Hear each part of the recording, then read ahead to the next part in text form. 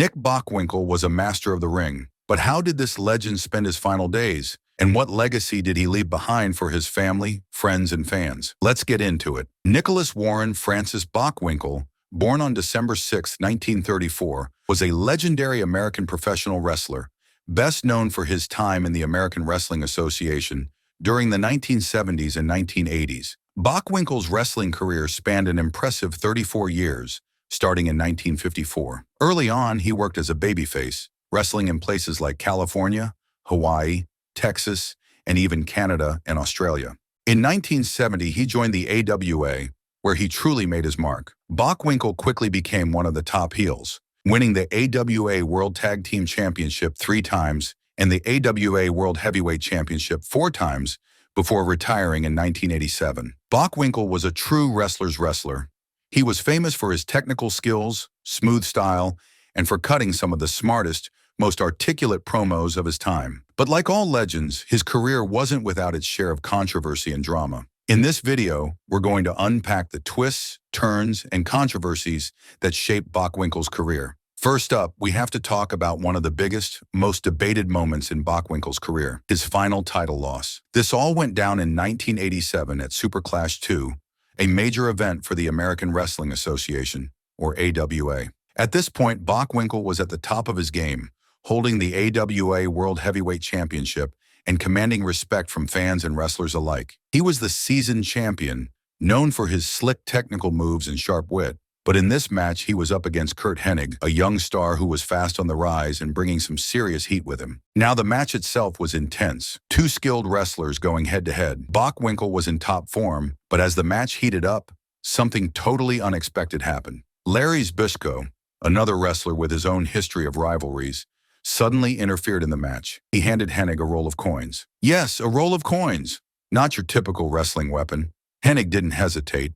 He took the roll, used it to knock out Bockwinkel, and scored the pin, walking away as the new champion. Here's where things get even more interesting. Many fans expected the AWA owner, Verna Gahn, to step in and reverse the decision. After all, a champion like Bockwinkel losing in such a shady way was bound to leave a bad taste. And rumor has it, Gahn actually considered overturning the result, but ultimately decided to let it stand. For Bockwinkel, losing his final championship this way wasn't just a defeat, it was a controversial mark on his legacy. Some say this moment contributed to the eventual decline of the AWA, as fans were frustrated with the decision and the organization's direction. What do you think about his loss? Was it justified? Was it not? Now here's a tougher subject that affected a lot of wrestlers in the 80s.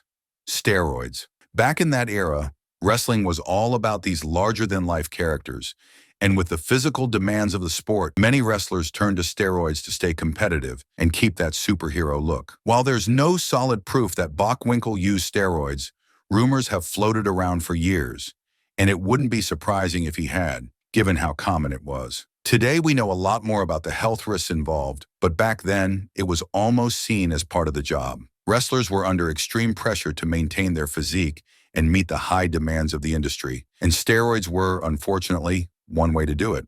For fans today, it's a bit of a stain on that era of wrestling, and it adds another layer to Bockwinkel's complex legacy. After stepping away from the ring, Nick Bockwinkel remained a respected figure in wrestling. He continued making appearances, supporting younger talent, and attending fan conventions. But his later years weren't without challenges. He battled Alzheimer's disease until his passing in 2015. Though he kept his struggles private, he had been dealing with memory loss in his later years. This was a tough period, not just for Nick, but for those close to him, especially his wife, Darlene, who was there for him during this difficult time. Nick left behind a family who loved and admired him. His wife, Darlene, 2 children from his first marriage, 2 grandchildren, and 2 great-grandchildren. His passing was deeply felt, not only by his family, but by the wrestling community and fans worldwide. After his passing, Nick was cremated in Las Vegas, where he spent his final years. A memorial mass was held on November 21, 2015, at St. Joseph Croatian Catholic Church in St. Louis, Missouri, his hometown. Family, friends, and fans gathered to pay their respects and remember a man who had brought so much to the world of wrestling. Nick Bockwinkel may be gone, but his legacy remains alive. Fans like you and I continue to celebrate his contributions to wrestling, remembering his unforgettable charisma, incredible skill, and the passion he brought to the ring. Rest in peace, Nick Bockwinkel. You're missed, but never forgotten. Now let's revisit his legendary life and career.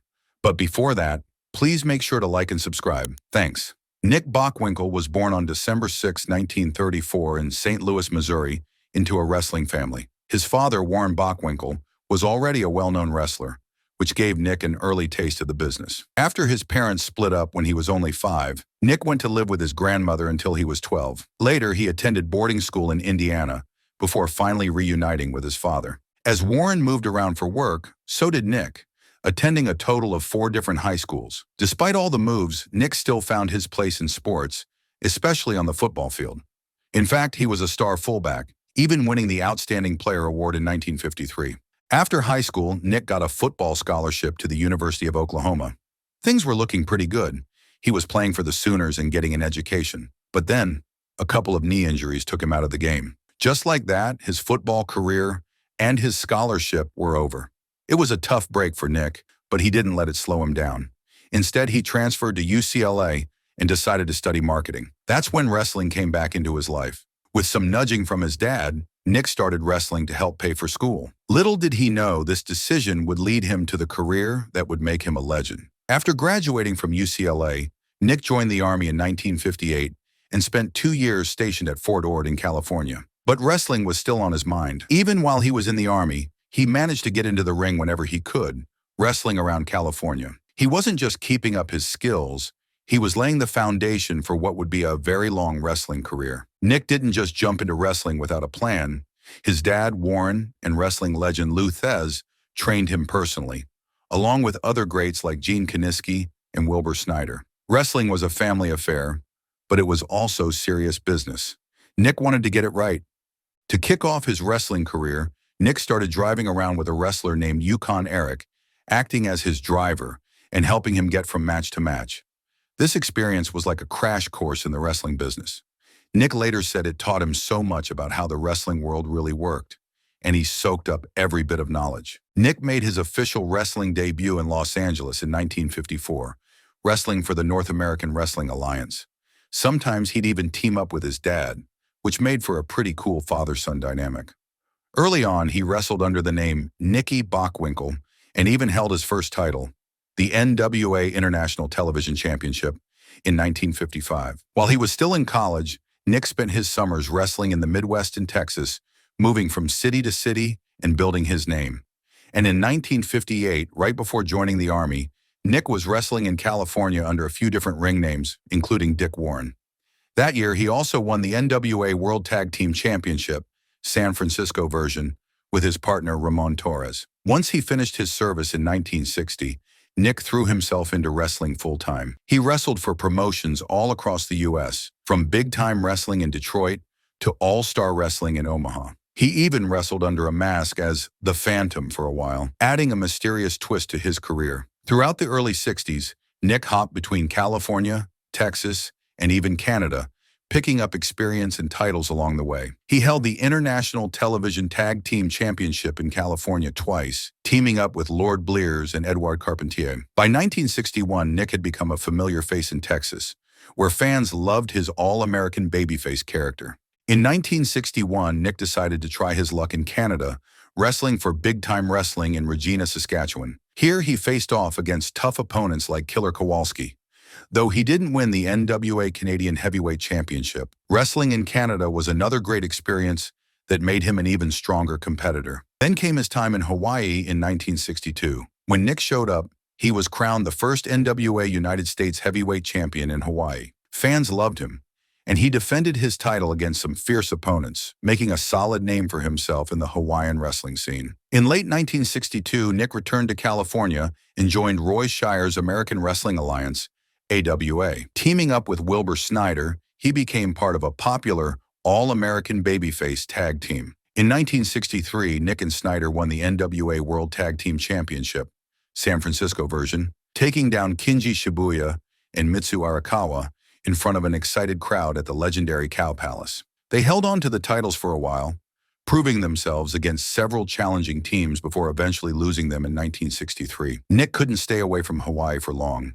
He returned in 1963 and, in a rematch with King Curtis, won the NWA United States Heavyweight Championship for the second time. His run was intense, and he even went toe-to-toe with Dick the Bruiser, another big name in wrestling. Though he eventually lost the title to Don Manukian, his time in Hawaii was full of exciting matches and memorable rivalries. In 1964, he won the NWA Hawaii Heavyweight Championship, but it was a short-lived reign. Over the next few years, he bounced between promotions, spending time in the Los Angeles-based Worldwide Wrestling Associates and making waves in Australia's wrestling scene. In Australia, he faced off against big names like Killer Kowalski and even won a Russian roulette battle royal. Returning to Hawaii again, Nick continued his back-and-forth battles with Johnny Barend and other local legends. In 1967, he even appeared in an episode of The Monkees. But by 1968, it was time for Nick to make a move to Texas. In Texas, wrestling for the Western States Sports Promotion,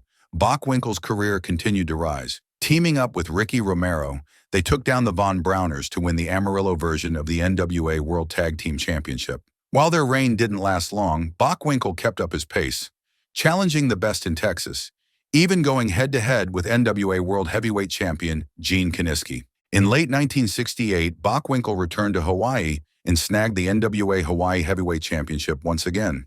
By 1969, he and his new partner, Bobby Shane, were ruling the ring as tag team champions until Nick moved on to Georgia Championship Wrestling. In Georgia, Nick found his calling as a villain or heel. Ditching his previous babyface persona, he leaned into his role as a cocky, uppity heel, partnering with the Notorious Assassins. It was here that he also earned the NWA Georgia Television Championship, wrestling against big names like Dory Funk Jr.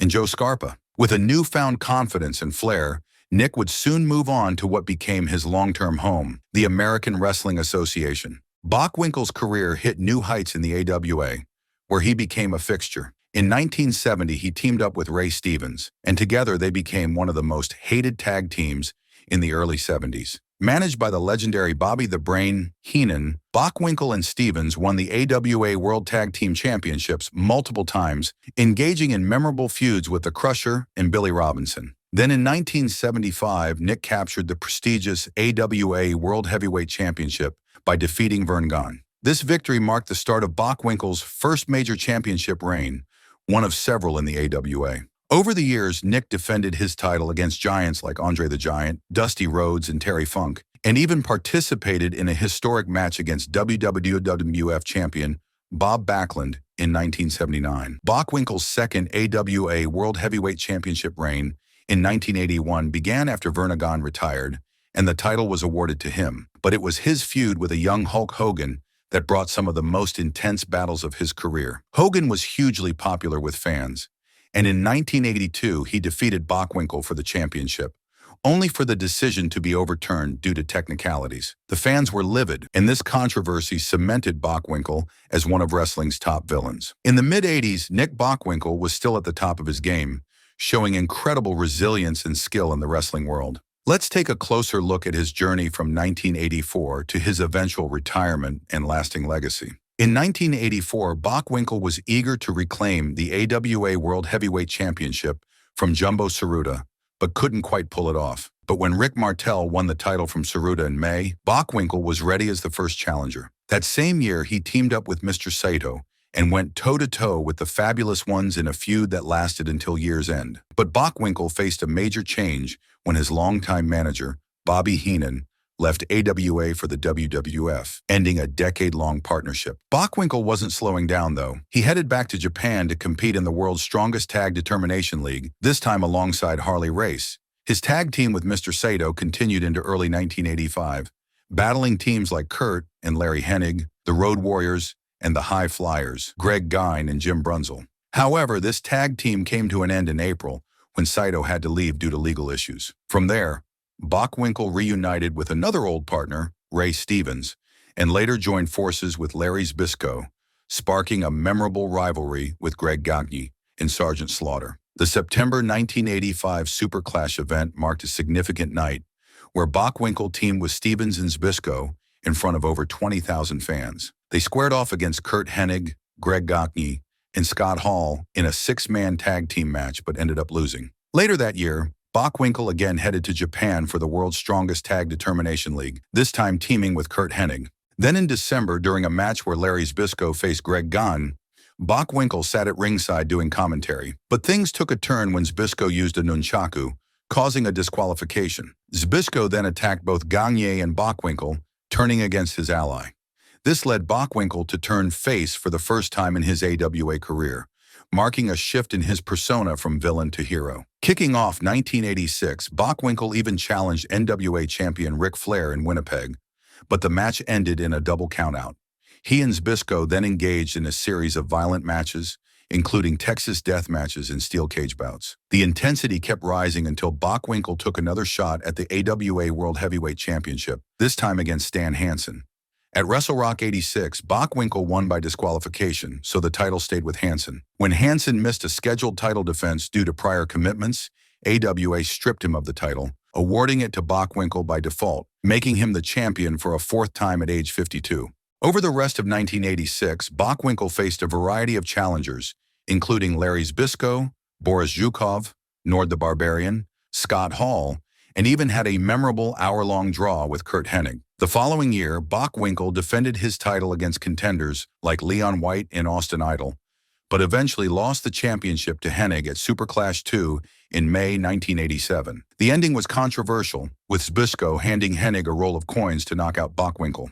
Although AWA's Verna Gagne considered reversing the decision, he ultimately allowed Hennig to keep the title due to his rising popularity. Bockwinkel's last match with AWA came in August 1987 in a final challenge against Hennig. He then wrapped up his time in Japan with All Japan Pro Wrestling before appearing in a World Wrestling Federation Battle Royal later that year. Bockwinkel officially retired after an impressive career that spanned 4 decades. But Bockwinkel didn't leave wrestling entirely. He became a road agent with the WWF and even worked as a commentator. By 1994, he'd taken on a new role as the Commissioner for World Championship Wrestling WCW until his tenure quietly ended in 1995. Bockwinkel was highly regarded for his intelligent and charismatic approach to wrestling. Known for his articulate and sophisticated promos, he often used complex vocabulary to convey his cocky, arrogant character, which made him stand out from other wrestlers. His technical prowess and ring psychology set a standard in wrestling, and many fans and wrestlers admired his style. Bockwinkel's influence can be seen in later wrestlers, including Chris Jericho, who based part of his persona on Bockwinkel's polished, confident image. This legacy was solidified with numerous Hall of Fame inductions, including the Wrestling Observer Newsletter Hall of Fame, the WWE Hall of Fame, and the National Wrestling Alliance Hall of Fame. Nick Bockwinkel was more than just a wrestler. He was a master technician, an intelligent talker, and a true icon. His career wasn't just about championships.